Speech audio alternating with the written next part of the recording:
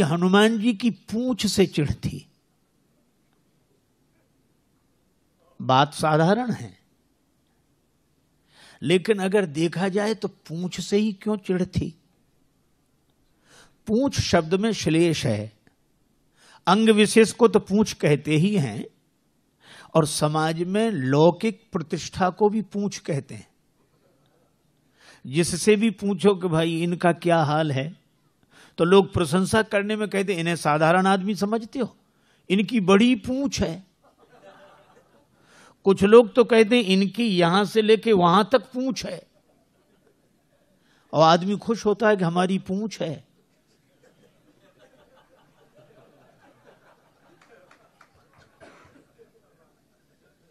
आज देखो कई घरों के बाहर वयोवृद्ध व्यक्ति मिल जाते हैं, बड़े उदास।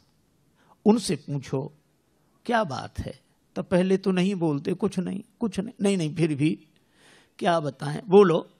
का इस घर में अब हमारी कोई पूंछ नहीं रही। बोलो, रोना भी इसी बात का है कि पूंछ नहीं रही, और प्रशंसा भी इसी बात की है कि बड़ी पूंछ है। लोग कहते हैं उनके घर गए, चाय की कौन कहे, पानी तक के लिए नहीं पूछा। और मुझे लगता है कि सारे संसार में झगड़ा ही ये पूंछ का ही है, और हम चाहते हैं कि सबसे पहले हमें पूछो, फिर किसी को पूछो, चाहे मत पूछो। और रावण को भी श्री हनुमान जी की पूंछ से चिढ़ है, क्योंकि उसे लगता है कि हमारे यहां इनकी पूंछ।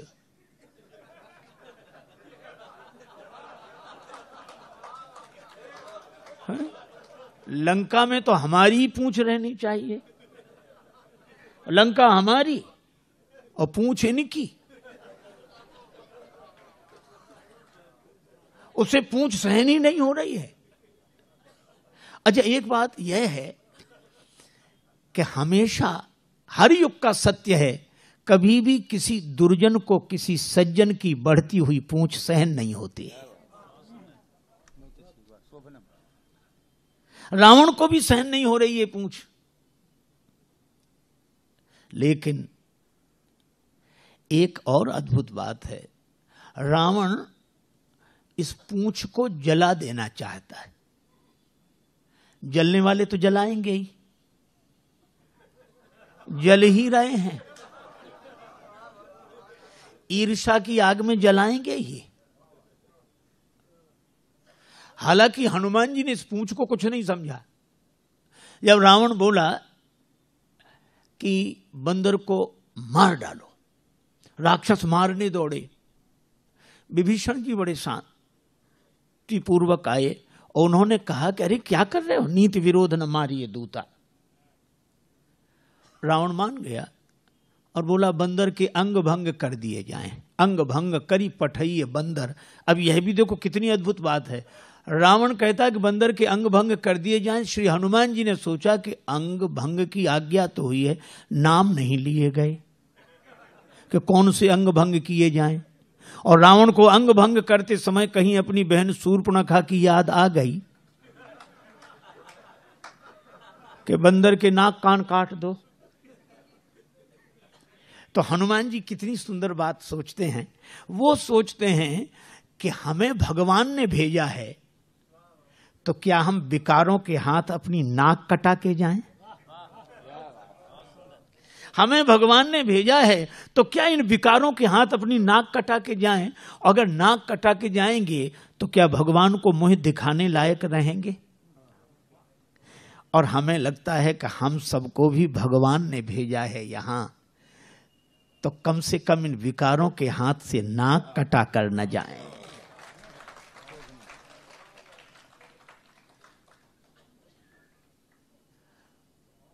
देखो, शूर्पणखा वासना के रूप में आई थी और इस वासना ने बड़ों बड़ों की नाक काट दी। अच्छा, नाक कटना मुहावरा भी है।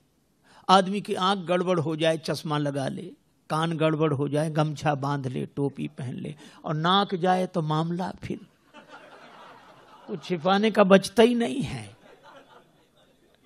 अच्छा, एक और अद्भुत बात है, इन श्री राम जी, लक्ष्मण जी, जानकी जी, तीनों ने किया सत्संग। कोई ना हो, तीन ही सत्संग करते हैं। अच्छा, सत्संग भी कहां करते हैं? पंचवटी में। और कितनी अद्भुत बात है, पंचवटी में सत्संग, अर्थात इस पांच तत्व का शरीर पाकर हमें सत्संग करना ही चाहिए।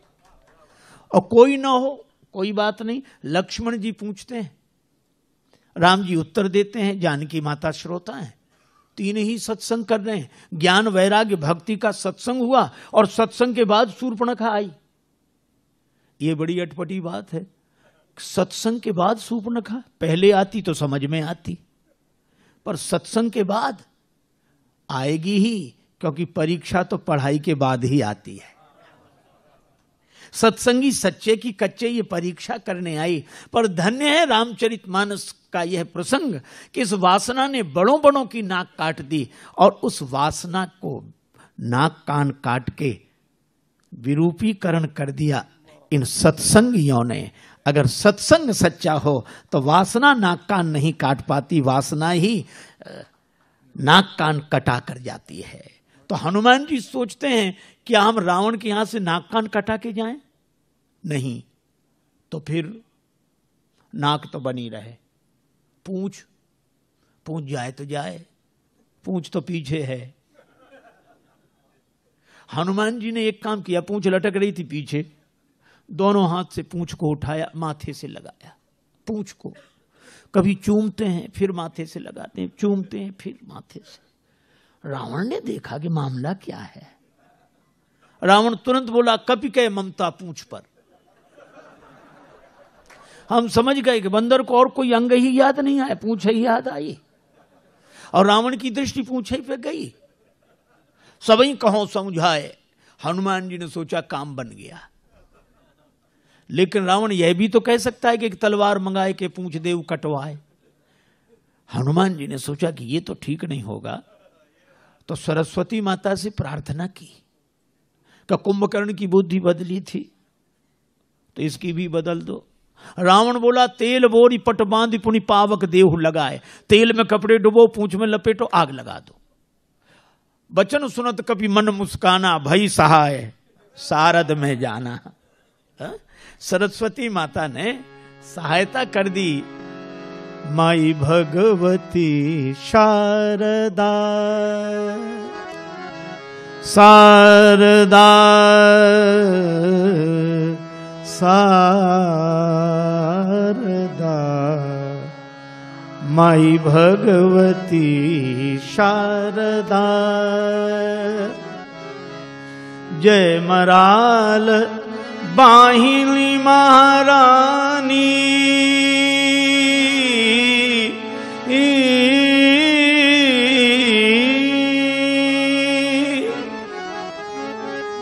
महारानी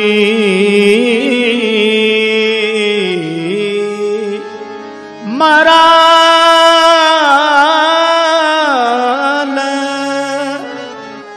बाहिनी महारानी, बीणा पानी सकल गुण खानी, हरि भक्ति विमल वरदा, हरि भक्ति विमल वरदा, माई भगवती शारदा, शारदा भगवती शारदा। सरस्वती माता की कृपा। रावण बोला, तेल में कपड़े डुबो, पूंछ में लपेटो। लेकिन जहां का राजा ऐसा हो, प्रजा कोई कम है।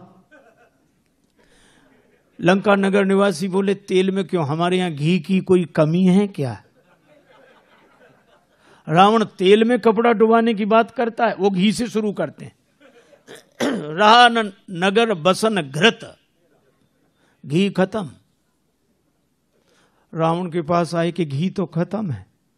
रावण बोला, मूर्खो, घी के लिए कहा किसने था?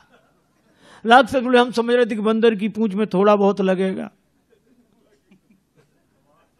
वो तो घी तो समाप्त, और पूंछ तो बढ़ती ही जा रही है। तो क्या करें, एक काम करो, तेल बचा है, तेल में ही डुबो कपड़े। हनुमान जी के पास गए कि घी तो है नहीं, तेल ही है।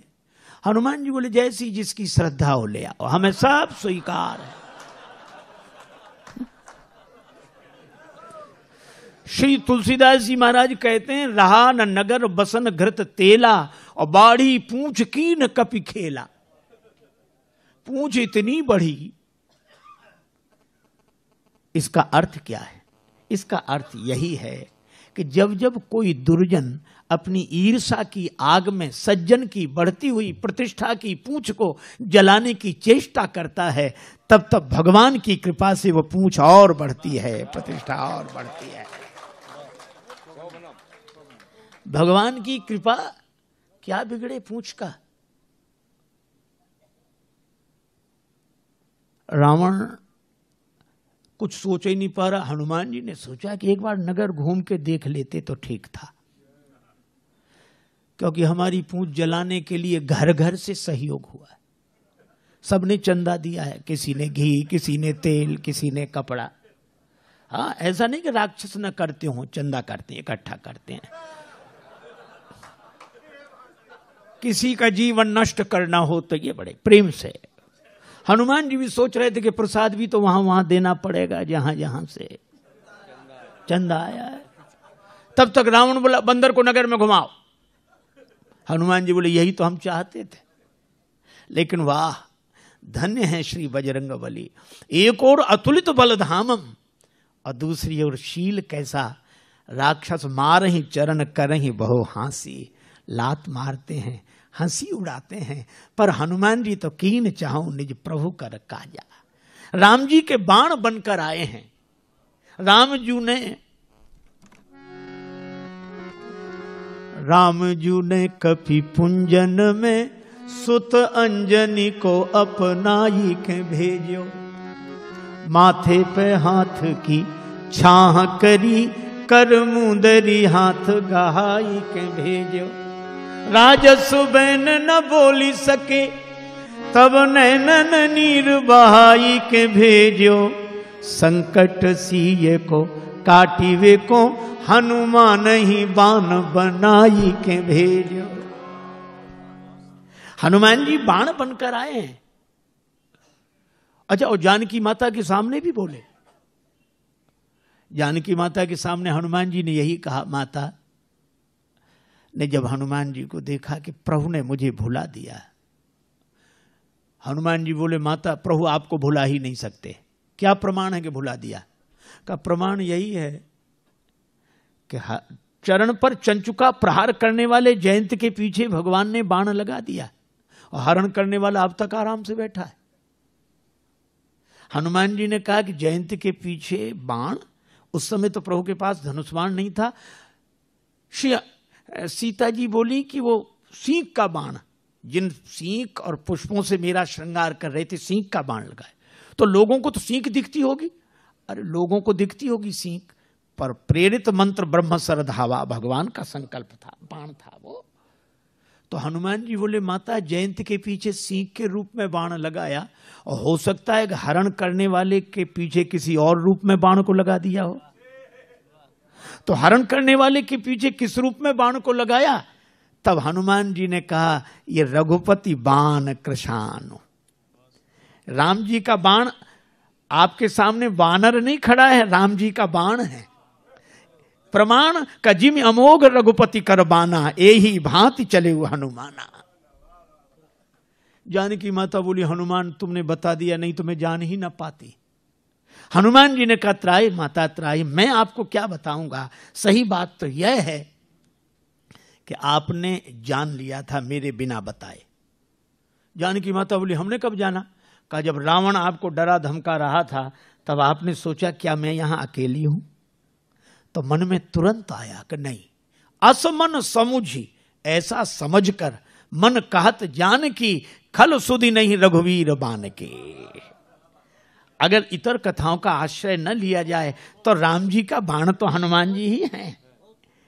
और श्री हनुमान जी राम जी के बाण, अच्छा बाण तो चलते हम लोगों ने देखे होंगे, वैसे न देखे हो तो टीवी सीरियल में महाभारत रामायण में बाण चलते हैं, लेकिन इन बाणों के पांव नहीं देखे होंगे।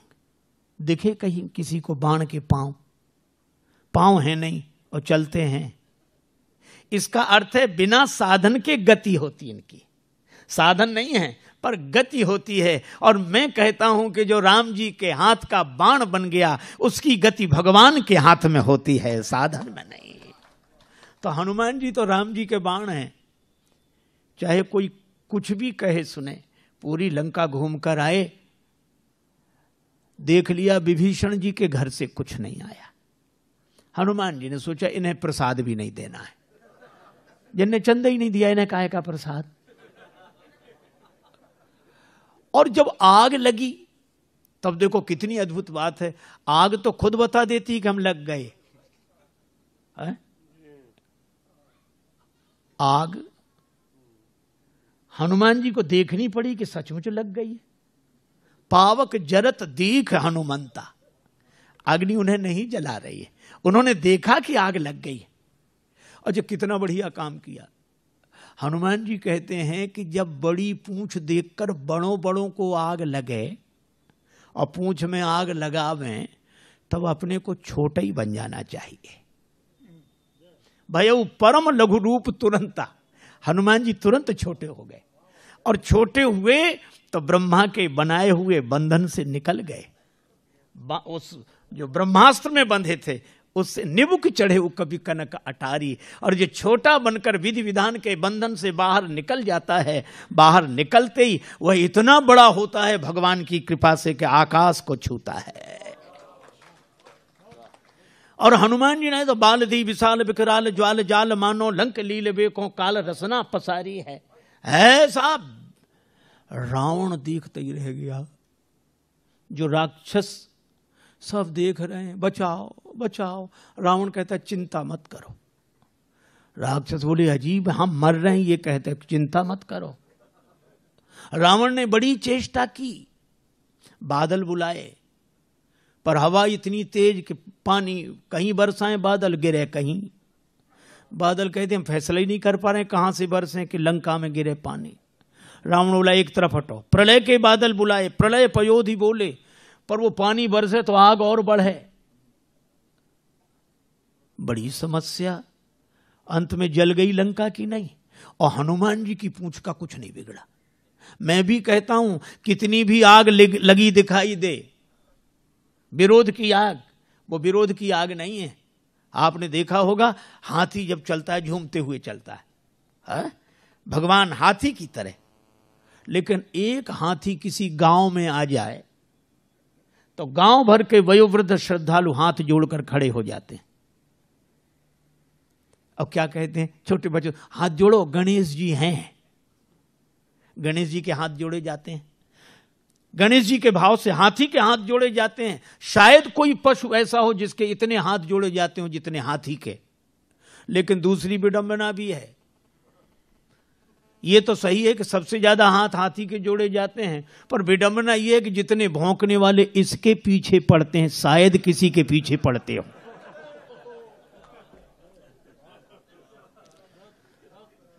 यह स्वाभाविक नियम है, जिसकी स्तुति होगी उसी की निंदा होगी। जिसके सामने लोग हाथ जोड़े खड़े होंगे भौंकने वाले उसी के पीछे पड़े होंगे। स्वाभाविक नियम। अच्छा, लेकिन एक अद्भुत बात मैं कई बार सोचता हूं कि कुत्तों को हाथी से क्या तकलीफ, काहे को भौंकते हैं ये। अच्छा, कुत्ते सचमुच हमारी भाषा समझते होते तो हम जरूर पूछते, और कुत्ते एक ही उत्तर देते। अगर सच बोलते तो कुत्ते यही कहते कि हमें हाथी से कोई तकलीफ नहीं। फिर क्यों भौंकते हुए इसके पीछे पड़े हो? तो कुत्ते कहते हमें तो इसके आगे जो हाथ जोड़े खड़े हैं वे सहन नहीं हो रहे हैं, बस, और कोई कारण नहीं।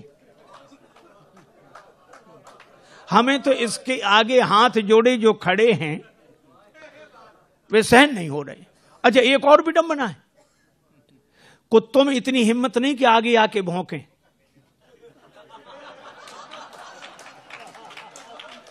कुत्ते कभी आगे आके भौंकते नहीं हैं और पीछे भौंकना बंद करते नहीं हैं। लेकिन इसके बाद भी हाथी की चाल में मस्ती रहती है कि झूमते हुए हाथी की तरह। सहज ही चले सकल जग स्वामी, मनहु मंजुवर कुंजर गामी। है हाथी की तरह। क्यों? हाथी की एक विशेषता है, वो हाथ जोड़ने वालों के पास ठहरता नहीं है और भौंकने वालों की ओर मुड़कर देखता नहीं है। और मुझे तो हर युग से यही दृश्य दिखाई पड़ता रहा लोगों को, और आज भी हमें वही दृश्य दिखाई देता है। हाथ जोड़े लोग खड़े हैं, भौंकने वाले पीछे पड़े हैं, पर भगवान का भक्त मस्त हाथ गजराज की तरह झूमता हुआ भगवान के भरोसे चल रहा है। और इसीलिए मस्ती है। देखो, श्री हनुमान जी की पूंछ का कुछ नहीं बिगड़ा। ये लंका बिगड़ गई, सोने की लंका बिगड़ गई, पर हनुमान जी की पूंछ का क्यों नहीं बिगड़ा? केवल एक बात। जानकी माता ने पूछा, लंक जला के जली भी नहीं। जानकी माता पूछती है, लंक जला के जली भी नहीं, हनुमंत विचित्र है पूंछ तुम्हारी। हनुमान, बड़ी अद्भुत पूंछ है, लंका जला के भी नहीं जली। कौन सा जादू भरा इसमें, कौन सा जादू राजेश भरा, हंसी पूछती हैं मिथिलेश दुलारी। कौन सा जादू है हनुमान तुम्हारी पूंछ में? हनुमान जी ने कहा कि माता, बोले कपी ही राघव आगे हैं। हृदय में आगे राम जी हैं। बोले कपी ही राघव आगे हैं, और पीछे है पूंछ रहस्य है भारी। हृदय में आगे राम जी हैं और पीछे मेरी पूंछ है, तो अर्थ इतना ही सा है कि वानर को भला पूंछता कौन, श्री राम के पीछे है पूंछ हमारी। इस वानर को कौन पूछता? राम जी आगे हैं और राम जी के कारण ही मेरी पूंछ है। और जिस पूंछ के आगे भगवान हृदय में विराजमान हो, उसे पूंछ के पीछे नहीं पड़ना पड़ता, पूंछ उसके पीछे पड़ जाती है। और इसीलिए हनुमान जी की यह पूंछ की महिमा है, जिसका रावण कभी कुछ नहीं बिगाड़ सका। और आज तक हनुमान जी की पूंछ है। राम ते अधिक राम कर दासा।